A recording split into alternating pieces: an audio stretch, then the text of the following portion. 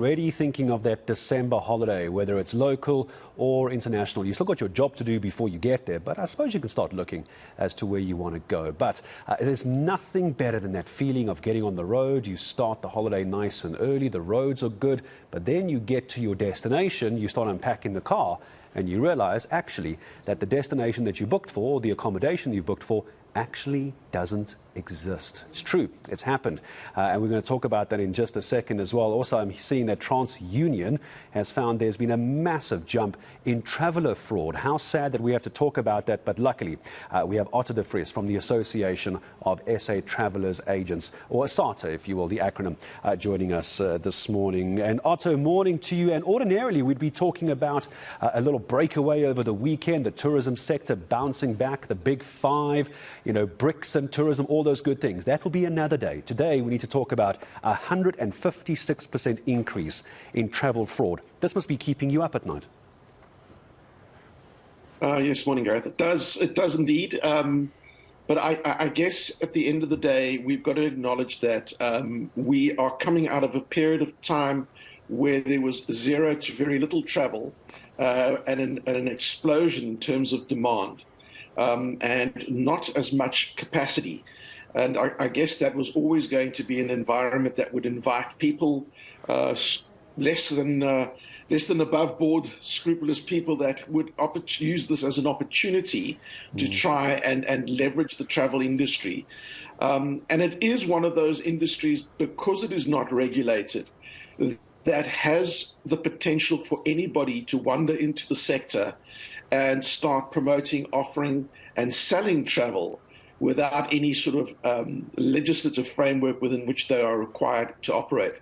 Hence, you know, our continued message and encouragement to consumers that whilst fraud can take place in any sector, and we are prone to that as a travel industry, please, you know, do your checks and balances, and your point of departure should always be having a look to see whether or not the travel agency or the tour operator that you're looking to work with are vetted by ASATA and are accredited through our checks and balances and are members of our organization. That should always be your starting point. Whilst never a guarantee, we certainly have not had any issues pertaining to travel scams related to our members in many years.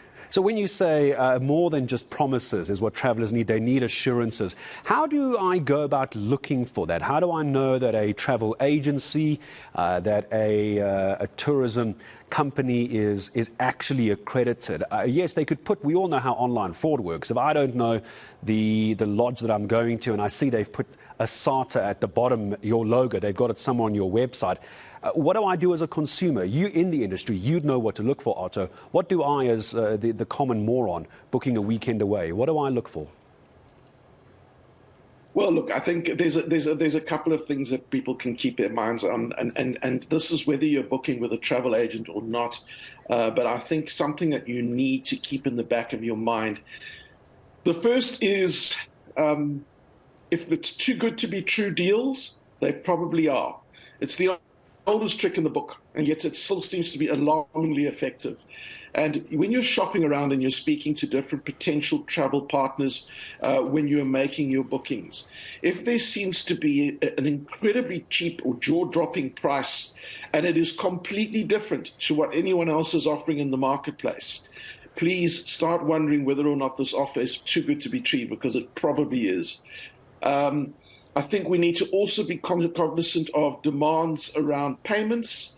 There tends to be also a very common pattern which forms around forcing people to pay via EFT rather than in credit cards.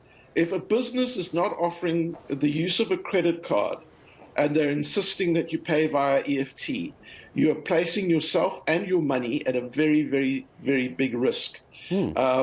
And so using a credit card when you're booking your travel gives you the opportunity to take advantage of the chargeback protection that is built in should the event or the service not be delivered. So for me, outside of obviously some pertinent and obvious aspects pertaining to ASATA membership, above and beyond that, those are two big warning bells. And should you suspect that you're being scammed, get hold of your bank, speak to the fraud department, request for that chargeback, If indeed, your documentation or your bookings have not been confirmed, you should immediately report the case to the police, furnish all the details that is able to assist them in their investigation. You see, I didn't know that between the credit card and the EFT, so that's very, very good to know. That's helpful advice. I think that's a big flag. And I didn't know that, so I'm glad you mentioned that, Otto. As I start saying goodbye to you, and I'm sure by having conversations like this with you and Asata, we can try and get on top of this.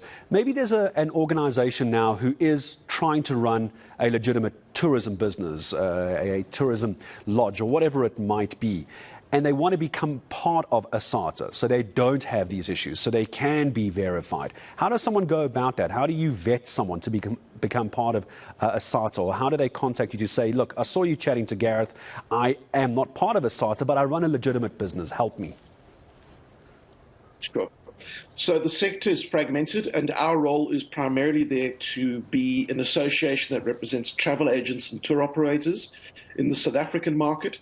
So when I say the South African market specifically, we're looking after travel agents and tour operators that operate in South Africa and are providing products and services to South African travelers who are traveling both domestically as well as internationally. And if you wish to join our organization, we run a very strict policy of vetting, which includes reviewing of your financials. You have to have traded for a minimum of 1 year. We have a strong constitution, a strong code of conduct. We've had our members sign a declaration, and we also have a lot of opportunities to do what we call interim financial assessments, should we have any concerns that any of our members are potentially in financial a dire position. And again, whilst none of this is a guarantee, these are at least checks and balances that should give comfort to the traveler that they will be traveling with someone who is vetted and they can travel with peace of mind. Those that wish to join us can reach out on our website, www.asata, that's ASATA, asata.co.za, and then just press the join as a member, and we'll take the process forward with you from there.